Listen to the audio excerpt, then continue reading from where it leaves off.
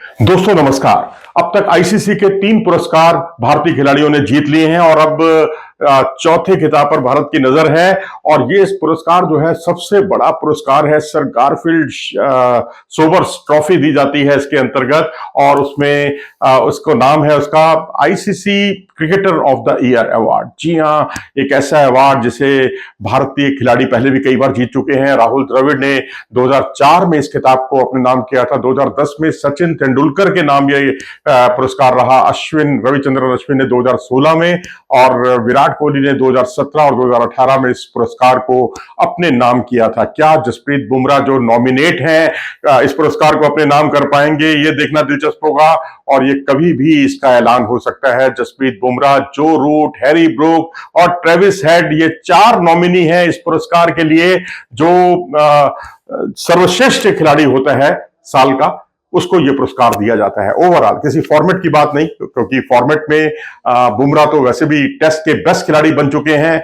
T20 के best player जो हैं वो अर्शदीप सिंह बन चुके हैं। स्मृति मांधाना जो है वो महिलाओं में वनडे क्रिकेट में बेस्ट प्लेयर बन चुकी हैं आईसीसी की। और अब ओवरऑल खिलाड़ी जो सबसे बड़ा पुरस्कार है उसको लेकर जसप्रीत बुमराह पर सबकी नजरें हैं। जसप्रीत बुमराह के बारे में मैं आपको बता दूं कि इस 2024 में ऑल फॉर्मेट्स उन्होंने कुल मिलाकर 80 विकेट चटकाए हैं, 97 रन बनाए हैं, 10 कैच पकड़े हैं। और वनडे क्रिकेट वो नहीं खेले हैं, कोई भी वनडे नहीं खेले, क्योंकि भारत ने जो 3 मैच खेले थे श्रीलंका के खिलाफ, उसमें वो टीम के सदस्य नहीं थे।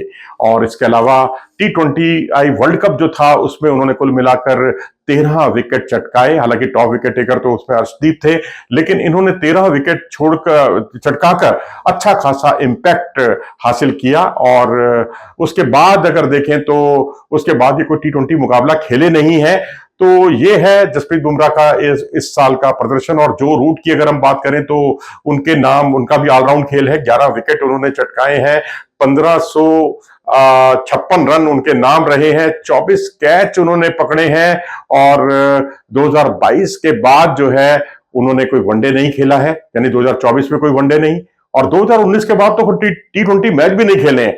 यानी उनका जो कुछ प्रदर्शन है वो टेस्ट क्रिकेट तक ही सीमित है। 5 सेंचुरी उन्होंने लगाई, 1 डबल सेंचुरी लगाई उन्होंने। श्रीलंका के खिलाफ 2 उनकी सेंचुरी थी और इसके अलावा भारत के खिलाफ भी उन्होंने 1 सेंचुरी लगाई है। वेस्ट इंडीज के खिलाफ उनकी 1 सेंचुरी है और एक न्यूजीलैंड के खिलाफ उनकी सेंचुरी है। और 1 डबल सेंचुरी उनकी पाकिस्तान के खिलाफ मुल्तान टेस्ट में देखने को मिली थी। तो अब उनका जो कुछ भी दायरा है वो टेस्ट क्रिकेट तक सीमित है। तो इस लिहाज से उन्होंने सिर्फ टेस्ट क्रिकेट खेला और बुमराह ने टेस्ट और T20 क्रिकेट खेला, वनडे क्रिकेट नहीं खेले हैं। तो अब बाकी 2 खिलाड़ियों का आकलन करते हैं। हैरी ब्रूक के बारे में हम आपको बता दें कि 1575 रन, यानी वो रन बनाने के मामले में जो रूट से भी आगे निकल गए हैं। 27 कैच है उनके, ये तीनों फॉर्मेट की बात कर रहे हैं हम लोग। और 3 सेंचुरी उनके नाम है और 1 ट्रिपल सेंचुरी पाकिस्तान के खिलाफ और 3 हाफ सेंचुरी है उनके नाम। और ओडीआई जो है उनका ऑस्ट्रेलिया के खिलाफ अगर हम देखें तो पिछली 3 पारियां उनकी बहुत ही शानदार रही, जिसमें उन्होंने सेंचुरी बनाई, 87 रन की पारी खेली, 72 रन उन्होंने बनाए इन इंग्लैंड में हुआ था ये मुकाबले।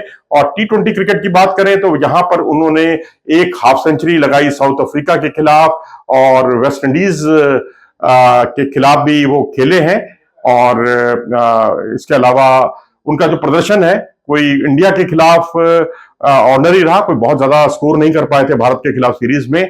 और बाकी T20 वर्ल्ड कप में वो टीम के सदस्य नहीं थे। ट्रेविस हेड की बात करते हैं। हालांकि हैरी ब्रूक का दावा मजबूत इस मामले में कहा जा सकता है, तीनों फॉर्मेट में उन्होंने अपनी उपयोगिता दिखाई है। लेकिन ट्रेविस हेड की बात करें तो 9 विकेट उनके नाम है और 1398 रन कुछ हैं उनके 11 मैचों में।